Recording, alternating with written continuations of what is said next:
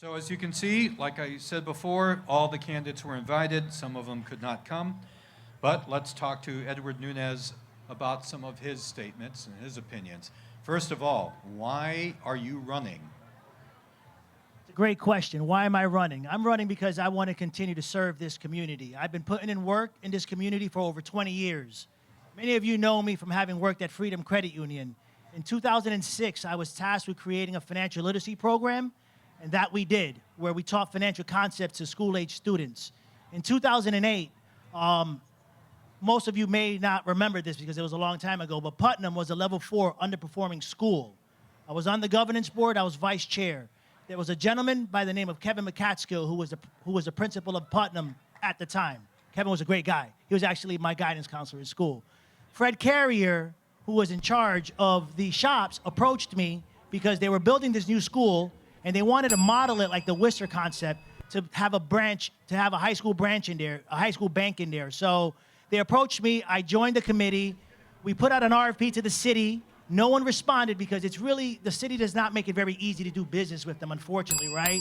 So we sent it out a second time, no one responded. The third time I approached Barry Crosby, the president, and I said, Barry, this has to be us. We gotta go into Putnam, we gotta open up a branch there. That's time. Decades later, we've hired 51 kids to date, put them through the internship program, kids like Devin Whitsett, David Bass, Justin Stewart, they're all, and that's one thing that I'm most proud of because we put money in these kids' pockets. All right. Can I get double time because my guy's not here? No? I like his spirit, but I'm going to crush it. No. But you are all by yourself, so that's a good thing. Okay. What is Mr. Nunez's next question, Steve?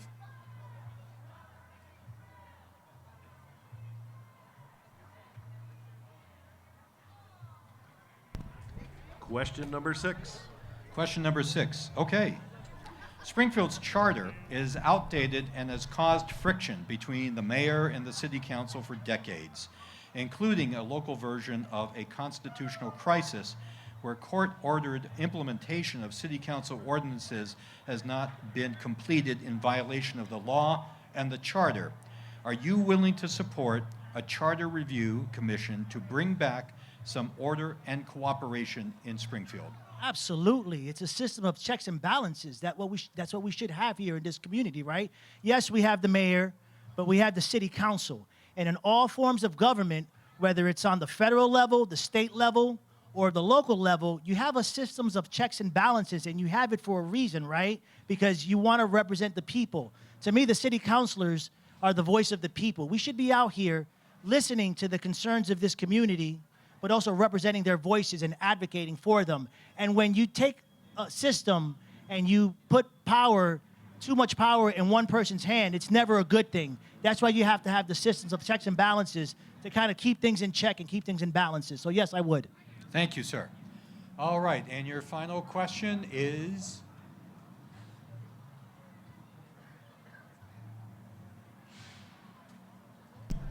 Question number 3. Question number 3. All right.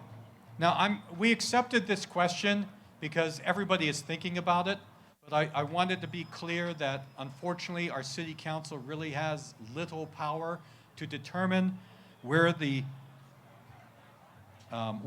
next courthouse is going to be located, and as well, what to do with the present courthouse. However, I'd like to find out from you, Mr. Nunez, if you have any ideas about what we should do with the current courthouse. Should it be rehabilitated? Should it be knocked down? Something else? What do you think? But from what I'm hearing, it's cost prohibitive to do anything there. I mean, if you look at the condition of the courthouse right now, it's in pretty bad condition, unfortunately. And I just don't think it's going to be cost conducive to allow us to kind of rehab that facility. I think it's just beyond repair at this point. All right. Mr. Nunez, thank you very much for answering the questions and participating. Okay.